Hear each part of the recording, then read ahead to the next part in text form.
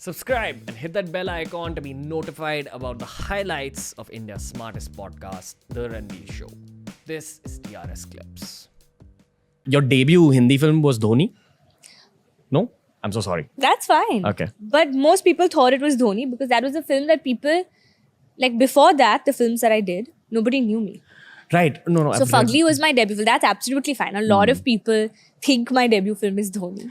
The reason I saw you there first and I felt like you lit up the screen. How sweet. Yeah. I'm asking you this out of curiosity. Okay. And this is something we've discussed a lot as well because one of the most requested podcasts for us was Sushant. Like they were like, we would love for you to have him on the show.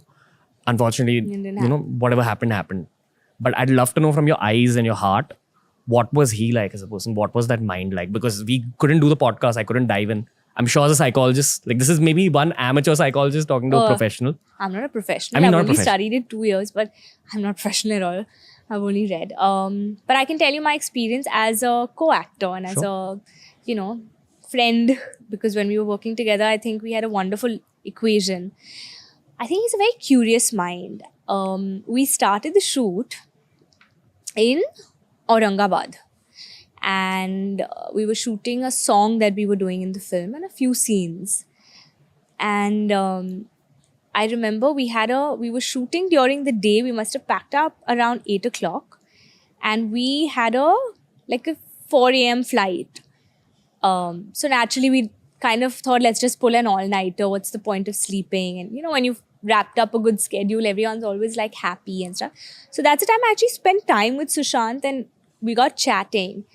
And it's so interesting because he had shared his journey and how Dhoni happened for him and generally his life story with me, from being a backup dancer behind Preeti Zinta and how he came and how he was an engineer.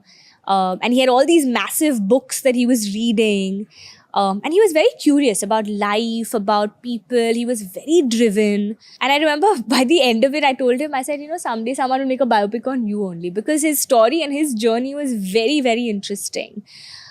Even as an actor, I think he was so passionate because I remember he had a whole booklet of questions that he had asked Dhoni with answers. In fact, so much of the research that he did about his life, about Dhoni's life, about, his personal life. Sushant had shared that with me to help me in my research. He was a bit of an insomniac because when I remember I was so groggy by the end of it, I need to go to sleep. And he's like, I sleep. I remember he told me this. He said, apparently the human body only needs 2 hours of sleep. Even when you sleep 8 hours or 7 hours or whatever each person needs, from that, only 2 hours is what the actual time your brain is actually sleeping. The rest of the time you may be unconscious and asleep, but your mind is still active. So he said, I just need 2 hours of sleep. Yeah. And it was strange. I was like, this is so strange. How does he do this? But he was pretty energized the next day. He wasn't tired on set, but he was just, that was how he was just built and made. I don't know. It was very fascinating. What was his energy like as an actor when you were doing scenes with him?